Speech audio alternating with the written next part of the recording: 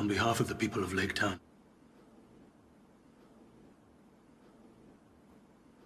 On behalf of...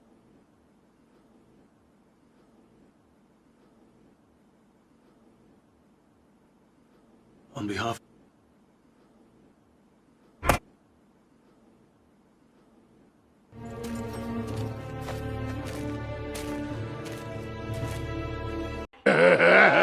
Amateurs de savoir et de second degré, bonsoir. J'espère que vous allez tous très bien. Moi en tout cas, Je trouve qu'il y a pas mal de juifs. je vais commencer cette vidéo par vous dire que je me suis trompé. Non! Oh mon Dieu, non! En effet, lorsque je parle des âges dans la précédente vidéo que vous pouvez retrouver en cliquant ici, j'évoque l'Holocène en le citant comme étant un âge. Qu'est-ce que l'erreur me diriez-vous? Eh bien, nous vivons bel et bien dans l'Holocène, sauf que ce dernier n'est pas un âge. Ce dernier est une période. Et si vous voulez le savoir, l'âge dans lequel nous vivons aujourd'hui, c'est le Mégalaïa. Ceci étant fait, nous pouvons maintenant commencer. Le Paléozoïque, aussi appelé ère primaire, est la première ère du Phanérozoïque, dernier éon de la Terre. Et pour info, il se divise en 3, mais ça, on en reparlera. On le divise en 6 périodes, la première étant le Cambrien. Nous poursuivons avec l'Ordovicien, le Silurien, le Dévonien, le Carbonifère, et pour finir, le Permien. Il commence par la fragmentation du supercontinent Rodinia et se finit par l'extinction du Permien que nous verrons plus tard dans la vidéo. Je précise également que l'ensemble des événements dont je vais citer dure beaucoup moins longtemps que le précambrien. Cependant, il y a beaucoup plus d'informations, beaucoup plus d'événements, encore une fois, beaucoup plus d'activités. La preuve. Voici le Fortunien. Premier âge du Paléozoïque, il marque le commencement du 4e et du dernier rayon de la Terre. Nous remontons légèrement le tableau jusqu'au Ternevien, première époque du Cambrien. Et non, ce n'est pas fini, pas du tout. Nous allons continuer jusqu'au Paléozoïque et Phanérozoïque pour voir l'immensité de ce tableau et de ce que nous offre le Paléozoïque en termes de complexitude. Et bien évidemment, je vous précise qu'à la base, nous sommes ici, le Fortunien. Et comme je vous l'avais dit, c'est par l'explosion cambrienne que débute cette vidéo. Donc, générique. Nous savons que l'ère primaire se divise en 6 périodes, mais qu'en est-il de ces dernières? Le Cambrien, première période du Paléozoïque, se divise en 4 époques. La première étant le Ternevien qui possède 2 âges, vint ensuite le Cambrien inférieur qui possède également 2 âges, le Cambrien moyen qui en possède lui 3, et le Cambrien supérieur qui en possède également 3. À la fin du Précambrien, la période glaciaire du Varangé se termine. L'océan Mirovia et le supercontinent Rodinia sont enfin visibles. D'ailleurs, la fragmentation de ce dernier commence et la Terre passe de ça à cela. Au sud, vous pouvez retrouver le continent Gondwana, le plus grand continent de ce temps. Il fait alors un climat assez chaud sur Terre avec une moyenne de 25 degrés sur la grande majorité du globe, un petit peu de vent mais pas trop. Nous constatons également que la Lune s'éloigne peu à peu de la Terre. Toujours rien sur la Terre ferme, mais c'est bel et bien sous la surface de l'eau que tout le vivant a continué à se complexifier et à évoluer. Pendant près de 3 milliards d'années, la vie terrestre était essentiellement, pour ne pas dire totalement, unicellulaire. Le Cambrien inférieur se démarque par les apparitions des premiers écosystèmes de la Terre. Et oui, les écosystèmes, pour ceux qui ne le savent pas, c'est un ensemble de plusieurs organismes, plus ou moins complexes, formant un tout et ayant des interactions entre eux et leur milieu de vie. On pense également que la relation prédateur-proie était plus que jamais omniprésente pendant cette période. Ah, et petit fait un petit peu dégueulasse des familles, la plupart des prédateurs sont nécrophages, détritivores ou encore suspensivores.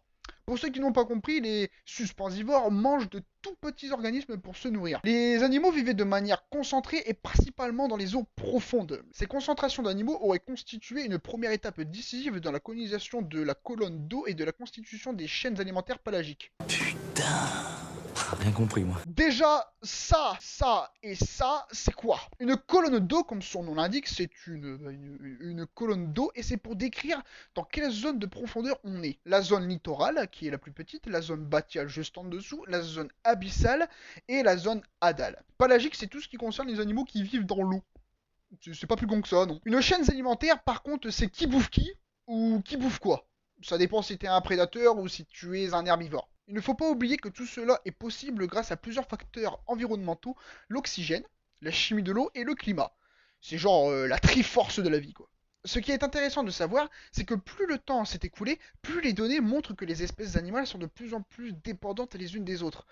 De plus, le rôle que joue chaque espèce est bien précis, et l'ensemble des rôles stabilise le bon fonctionnement de la chaîne alimentaire, mais la rend également plus vulnérable aux changements environnementaux. Bien évidemment, si vous brisez un de ces maillons, c'est l'ensemble de la chaîne qui s'effondre. Parmi les animaux primitifs présents, nous pouvons retrouver les Anomalocaris, les Marella, les Picaya, les Wiwaxia, les Hallucigenia et ça. Le Cambrien commence par une incroyable montée de la diversité du monde vivant, mais c'est bel et bien l'inverse qui va se produire lorsque celui-ci se termine.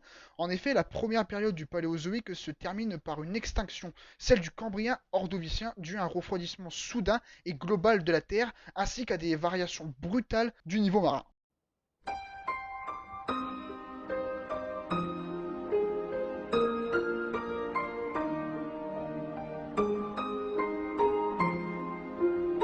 L'Ordovicien, deuxième période, se divise en trois.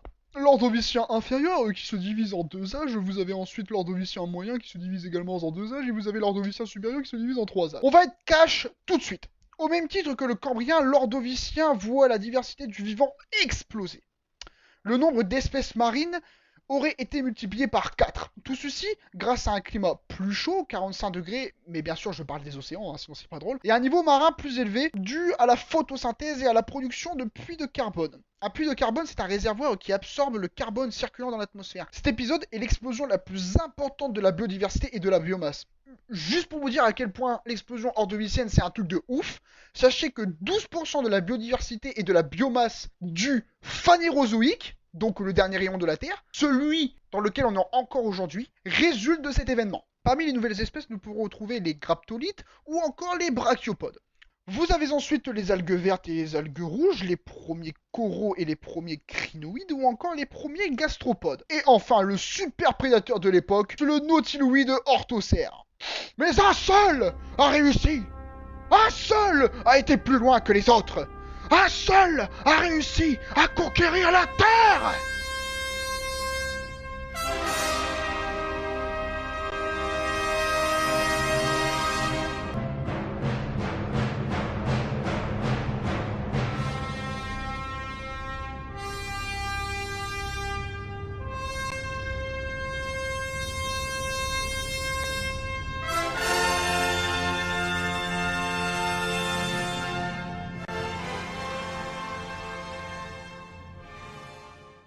Encore une fois, une nouvelle extinction commence. Et elle sera bien pire que la précédente. On pense qu'à 6000 années-lumière, une année-lumière pour vous figurer, c'est ça.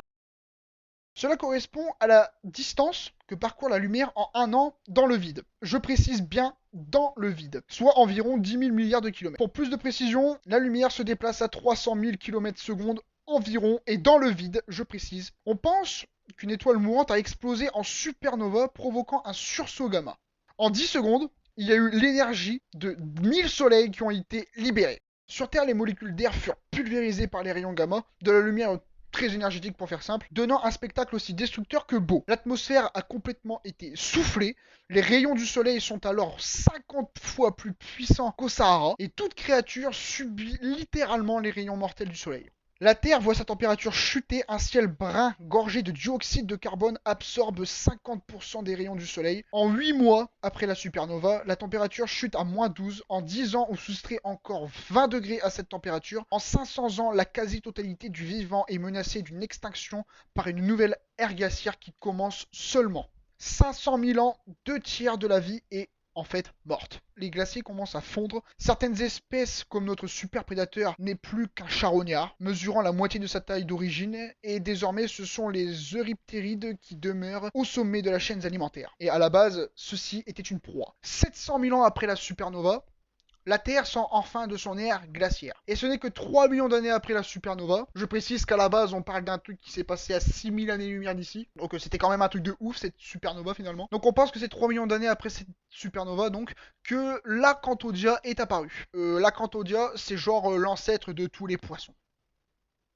J'ai dit l'ancêtre de tous les poissons. N'hésitez pas à me dire dans les commentaires s'il y a d'éventuelles erreurs dans la vidéo. N'hésitez pas non plus à mettre un pouce bleu et à partager la vidéo si vous l'avez aimé. Et le plus important, à vous abonner. Sur ce, je vous remercie d'avoir regardé cette vidéo. Et surtout, n'oubliez pas, on se retrouve pour La suite au prochain numéro.